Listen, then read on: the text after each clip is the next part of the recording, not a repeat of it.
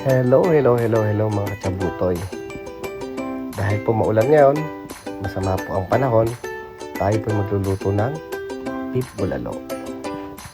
Ayan na nga po, linagay ko na po yung sibuyas at lagyan po natin ng pamintang buo. Ayan po. Lantayin lang po natin ang paglalagay ng pamintang buo. Gaano po karami. Ay kasi mas marami, mas masarap. At ayan po, lagyan po natin siya ng asin. Medyo nakulangan pala ako sa asin dyan, kaya dinagdagan ko na. Pinakuluan ko na po pala yan kanina bago ko lagyan ng ricado. At ayan, takpan po muna natin muli. Hayaan po natin kumulo. At ayan na nga po, kumulo na siya. Ilagay po muna natin ang ating mais. Kasi ito pong mais ay matagal din pong lumambot. Mga kachabutoy.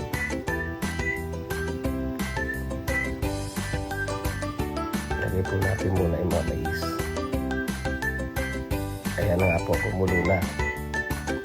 Malambot na yung mais dyan. Ilagay na natin ang Baguio Repolyo. Tataho ba ako? Ayan po. Yung tangkay po muna natin, ilagay po natin sa ating gulay.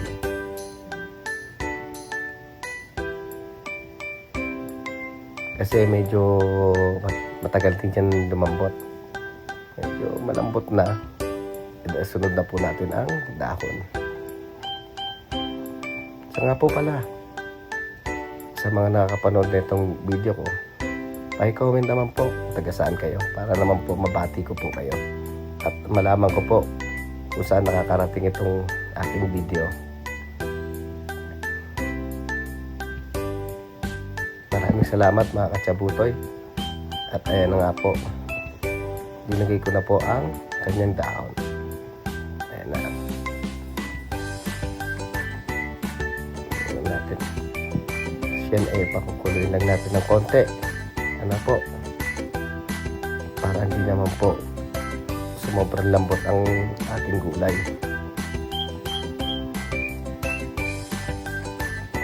Haluin lang po natin para po magpantay po, maluto po na maayos. Ayan, takpan po muna natin ng mga ilang minuto. Haluin lang po natin.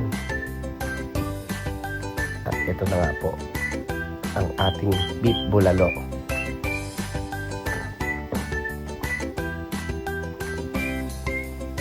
Masarap ngayong tag-ulan. Ayan ang ako. At ating haluin. Mga chabutoy. Happy eating everyone. Luto na po ang ating beef bulalo. Salamat. Salamat na salamat, mga kachabutoy.